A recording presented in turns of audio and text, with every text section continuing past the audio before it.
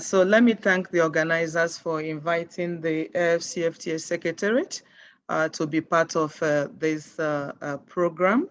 The Secretariat is indeed grateful for this opportunity. And while I am at that, I would also like to thank the Director Trading Goods of the AfCFTA Secretariat for the opportunity to share these slides with you. Having said that, the presentation, I will take you through the rationale, the main objectives, and the opportunities that are in the AfCFTA.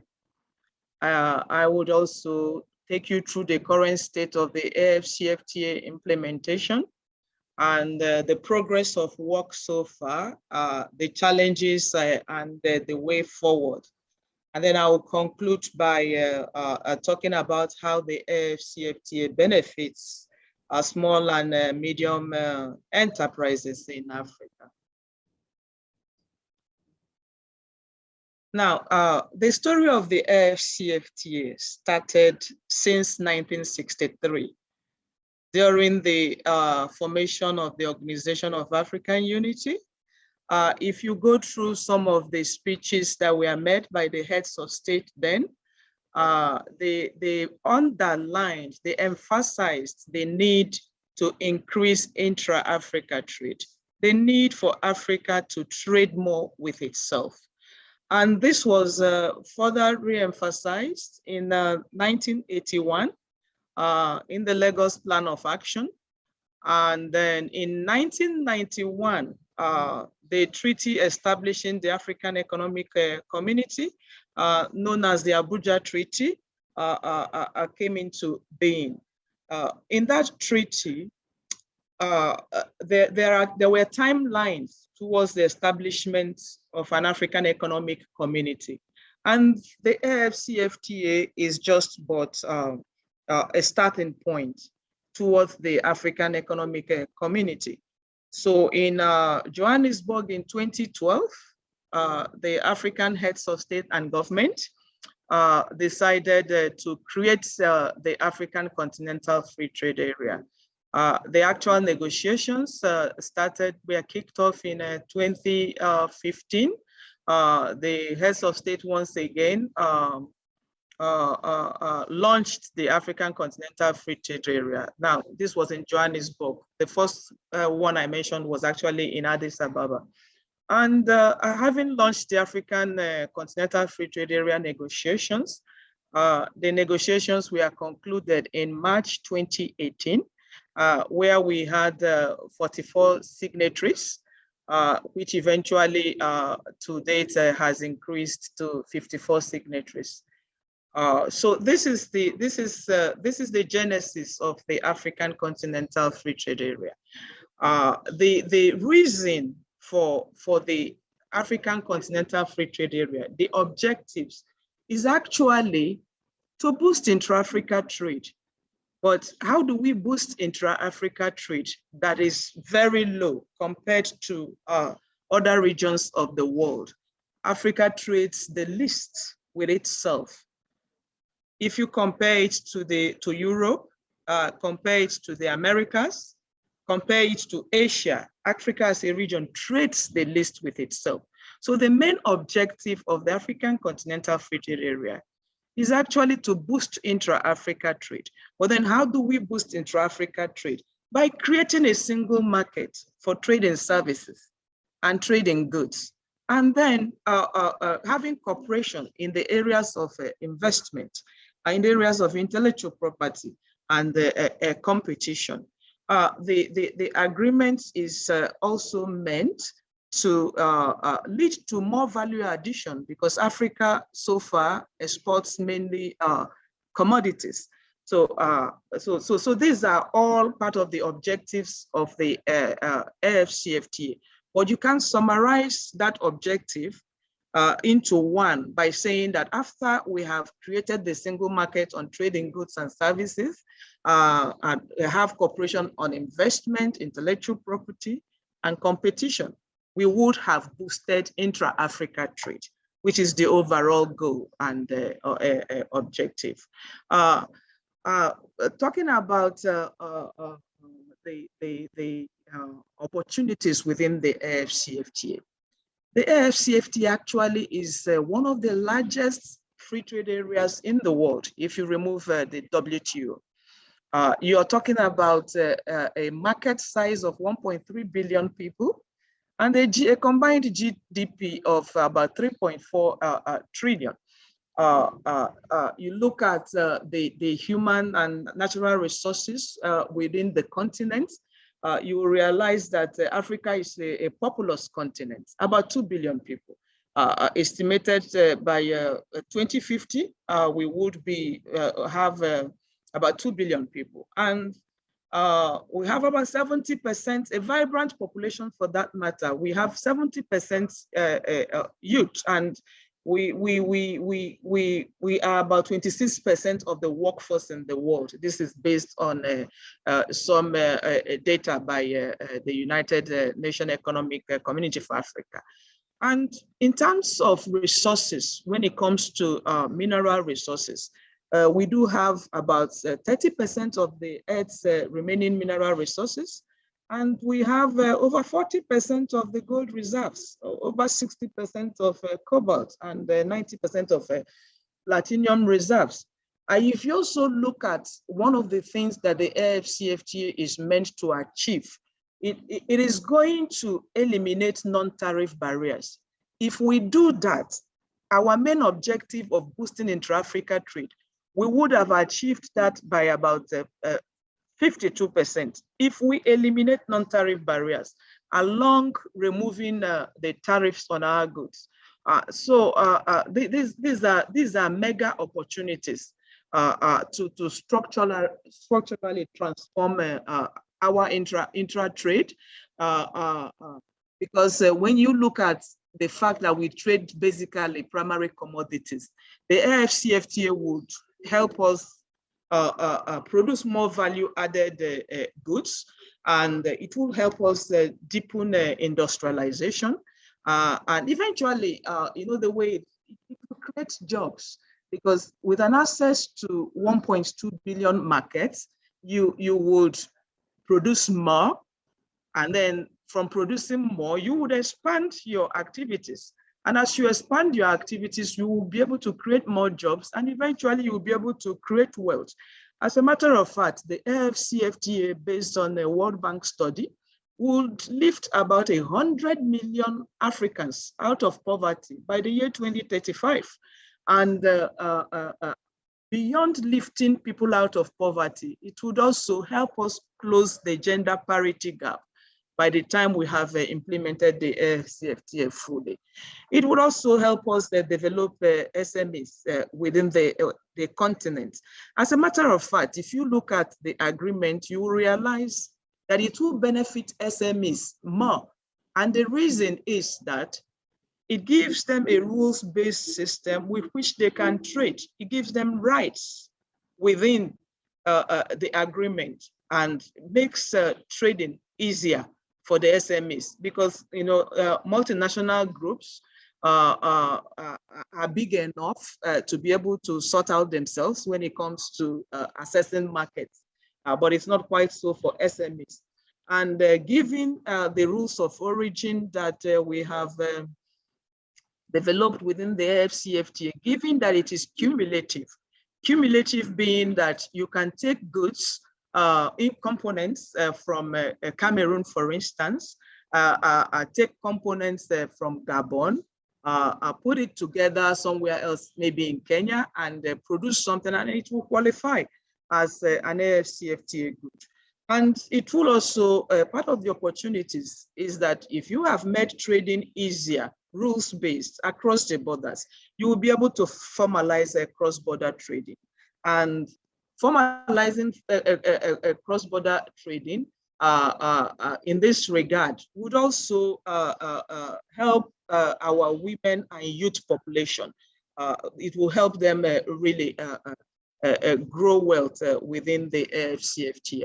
And then if you look at it, the AfCFTA is a comprehensive agreement. It is beyond the traditional free trade areas because it covers goods, it covers services, it covers intellectual property, investments, and then it covers competition, women and youth in trade, and digital trade. And then also he has a dispute settlement mechanism that is basically quite simplified. It's not as complex as what we have in the WTO, so that the AfCFTA state parties will be able to use it. Now, if we go to what I'm sure is key in the minds of most participants, where are we in terms of AfCFTA implementation? I've already said we have 54 signatories for the AfCFTA. We have 38 state parties that, of course, have those who have actually deposited their instruments of ratification. And on the table, in terms of the schedules of tariff, in terms of tariff offers, we do have 41 41 member states that have deposited their offers. In terms of services, we have 34 that have actually brought forth their schedules of specific commitments. CIMAC has 6 state parties, and we do have the schedule as part of the schedules that had been deposited. Of course, the main instruments were launched and operationalized, instruments that we are going to help complement the trading, such as the online tariff negotiations tool that was launched already, and then the online mechanism for non-tariff barriers. Also, the Africa Trade Observatory was launched in July, and then in terms of the inbuilt, the built-in agenda, I must mention here that the AfCFTA was adopted and signed, but with a built-in agenda, and the built-in agenda is mainly on rules of origin and then the schedules of tariff concession. So in terms of rules of origin, to date, it is about 86.2% complete. What that means is that 86.2% of the tariff lines do have rules with which they can be traded under the AfCFTA. The member states are working hard towards concluding the rules of origin negotiations. Actually, there was a mandate from the heads of state and government to try and at least bring it up to 90% by the end of June. Tomorrow is the end of June, but we are trying to see how at least the rules can be brought to that 90% as mandated by the heads of state and government. But I must also put a caveat here that at 86.2%, this is actually remarkable in terms of rules of origin negotiations. And the areas that have been covered that have rules covers more than 70% of intra-Africa trade. And so in terms of the institutional framework for the implementation of the AfCFTA, the committees as foreseen by the agreement have been established. The committee of ministers responsible for trade, they've been meeting. They are going to have a meeting by July 8th. You have the committees on trading goods and the committee on trade and service fully in place. And I've had several meetings, and then you also have the subcommittees that we are envisaged by the agreement. They have been established. Officially, trading commenced 1st of January 2021, but from everything that I have explained to you, member states are still working out some of the issues, especially the built-in agenda issues that was working hard to conclude the negotiations on these issues. The December 2020 summit, or 5th December, the heads of state and government met and said the phase 1 negotiations should be finalized, like I mentioned earlier, by June 2021. And as for phase 2, they had also said they should be finalized by December 2021. Where are we in terms of the progress, the activities that are going on? So the rules of origin negotiations is continuing. The Secretariat is in the process of collecting designated authorities and specimen and stamp and the signature for the purpose of implementing the rules of origin. The Secretariat is also in the process of producing the Appendix 4 of Rules of Origin in all 4 AU languages. You might recall that Appendix 4 is the one that deals with the product-specific rules of origin.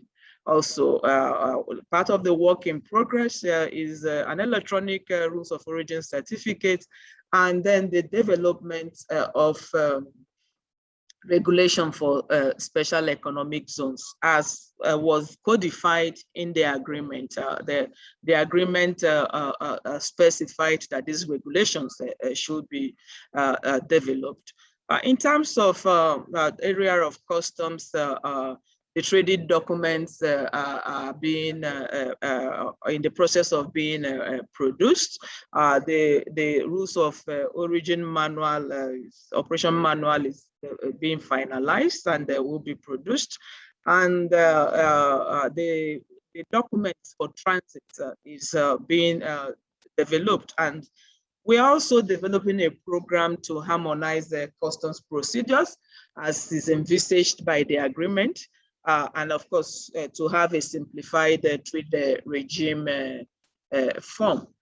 What are challenges? There are, one of the things that the AfCFTA has sought to take care of, one of the main objectives is to use it to take care of overlapping membership of regional member states in regional economic communities. This is still a challenge. This overlapping membership presents a challenge in terms of the timelines of the AfCFTA. And of course, you have multiple and varied trade commitments that are being undertaken by African countries. And then, of course, you have to talk about the production, the capacities of the member states. And then issues that are a bit sensitive to member states in terms of level of ambition, issues around the rules of origin. I might want to point out to you that the outstanding areas in terms of rules of origin is mainly the automotives, textiles and clothing, and then sugar. These are the outstanding areas. So there are sensitivities around it. Moving forward, what the Secretariat is looking at is being able to build the capacity of those who would implement this agreement. We're actually prioritizing building the capacity of the field officers of the customs administrations that would actually be implementing this agreement. We are also looking forward to giving technical assistance in terms of building the also the capacity of the users of the agreement to understand what is in the agreement that has that we are going to be implementing. And there is also efforts and focus on concluding outstanding work, especially in terms of negotiations. And one thing His Excellency, the Secretary General, is also very passionate about is trade finance initiatives, because we do recognize that without trade finance, it would be difficult to effectively really implement the AfCFTA. So he is looking at how to attract also investment into the member states, investments that will help them reap the benefits of the AfCFTA. And of course, there is emphasis on women and youth in trade. It is a group that His Excellency would really want to ensure that they actually benefit from the AfCFTA. And what about the SMEs? If you link this slide to the slide that I just discussed, the slide just before it, you can already begin to distill the benefits to SMEs. Like I said in one of the other slides, the SMEs are the key beneficiaries of the agreement. And the reason is this: if they have a rules-based system that will give them rights and facilitate their ability to trade, it would really help expand the SMEs. It will help them to grow. It will help them to create more wealth. It will help them to generate more jobs. In terms of the scope of the agreement, so the agreement, the scope, I've told the scope is, it covers goods, it covers services, it covers intellectual property, it covers competition, it covers investment, it covers women and youth, and then it covers digital trade. All this stitched together gives a platform for SMEs in the continent to really expand. And then in terms of the other objective of the agreement, which is the creation of regional value chains. When regional value chains are created, when via first the cumulative rules of origin and trading itself, you will be able to develop regional value chains, so that you will realize that you don't have to have all the components to be able to produce, that you can actually have a component in one member state, take it from there to the other member state, and then be able to put the goods together there and be able to sell them. So in this regard, you would have, for instance, maybe in the manufacture of automobiles, you will be able to have perhaps a member state whose expertise that might be producing the leather for the seats, and you might have a member state who is producing the tires, and all this, in this way, you will realize that SMEs would benefit, because they can just produce components and it fits into the production that the bigger companies will be undertaking. And in that regard also, you will see that SMEs eventually might merge and form bigger organizations just to feed into these value chains. And of course, when with the AfCFTA also covering digital trade, and you realize that in Africa we do have a lot of youth in this area, and they do in their small outfits. You know, with the AfCFTA and with the comprehensiveness of the AfCFTA, the benefit is huge. And of course, there is the online mechanism for NTB reporting. And so with the online mechanism for NTB reporting, you see, the SMEs will be able to report NTBs towards the aim of having these NTBs eliminated. And then you have the Pan-African payment system. which has been developed by the Afrexim Bank. What the Pan-African payment system actually helps you do is to eliminate the costs of having to change your local currency to the dollar before you use it to buy or sell in another member state. All right. So what the Pan-African payment system helps you to do is help you to, for instance, buy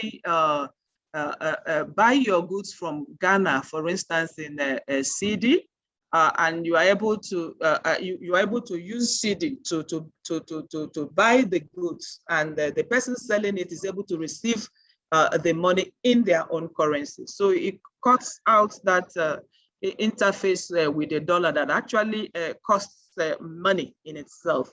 From studies, the Pan-African payment system will save the continent over $5 billion in some of these $5 billion in some of these costs. So overall, let me conclude by saying that a good progress have been made on the AfCFTA. The AfCFTA has huge opportunities and potentials for businesses in the continent. And then finally, the AfCFTA should actually be seen as a tool for industrializing Africa, a tool for the Africa that we want, a tool for a prosperous Africa. Thank you very much. Okay, the idea behind is how a free trade area already existing, ACAS, namely, how it can be streamlined within the framework of AfCFTA. Okay. Okay, so thank you very much.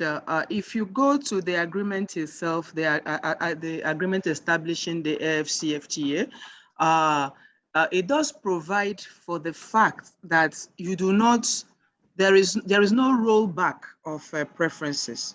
Okay, so what that means is that if ECAS, for instance, is more integrated than what is obtainable within the AfCFTA, it is expected that that regime would continue. Let me give you an example. For instance, using ECOWAS. ECOWAS is a customs union, okay? ECOWAS is implementing, the movement of goods is 100%, but you know the AfCFTA is 97% in 13 years' time. So for trade amongst its members, it is still the ECOWAS protocol that they will be implementing because it is more integrated than the AfCFTA.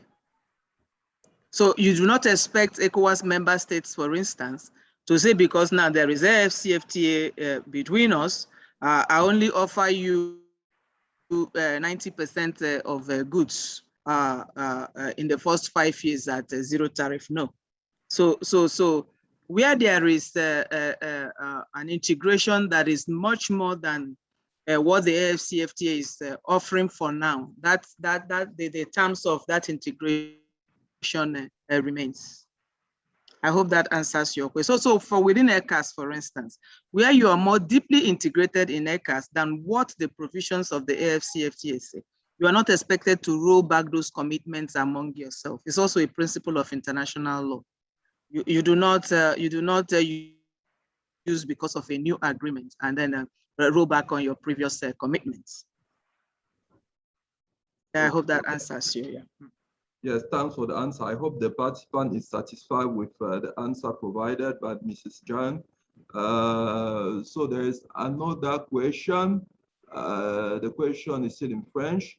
Ne pensez-vous pas que les différentes organisations des PME et PMI ainsi que les femmes et les jeunes devraient activement participer à la mise en place de la ZECAF à travers différentes plateformes? If I get you correctly, the participant wants to know how various women organizations and youth organizations can can participate in the AfCFTA. Is that correct? Yes, through platforms. Okay. Okay. So let me repeat the fact that because the heads of state and government, they understand the importance of women and youth in terms of their contribution to trade. That is first and foremost why we have the Women and Youth Protocol. The Women and Youth Protocol is a Women and Youth in Trade Protocol is actually, there is no phase 3 anymore in the AfCFTA. It's just phase 1 and phase 2. Phase 2 would include women and youth in trade and then digital trade. So this underscores the importance that the heads of state and government places on this particular group. Now, in terms of platforms through which they can participate, you have the NTB reporting platform. So what I would like to say here is that the women, I encourage them to use it to report any challenges that they face in terms of moving their goods across the borders. And then secondly, in preparing for the protocol on women and youth in trade, there are a whole lot of digital activities that the Secretariat is planning through which the women and youth will be integrated more into the AfCFTA. Now, all the other platforms that exist, including the Pan-African payment system, including the trade observatory, including the online, every other platform that exists, of course, admits women and youth. And then I might also want to say that since how we want to see the agreement implemented is really to go digital where we can. I believe this gives our youth advantage in this area. Thank you. I hope I was able to address the question the way I understood it. Yeah.